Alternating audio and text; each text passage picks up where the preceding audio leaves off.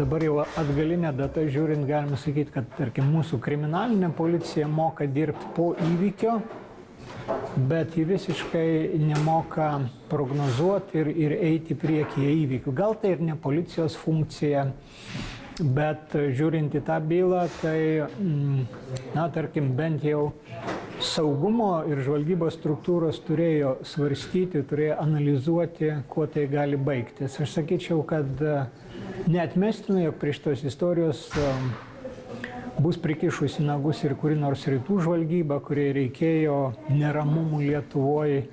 Ir tai buvo proga prastumti, galiausiai paaiškės prastumti ir į Seimą neaiškės grupuotės ir panašiai.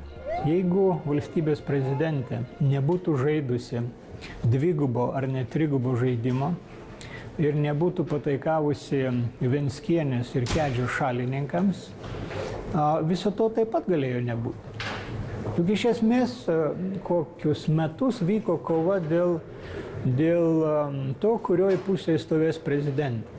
Ir toje kovoje dalyvavo, tarkim, Vytautas Landsbergis, valstybės atkūrėjas numeris 1, kuris traukė prezidentę į šitą pusę.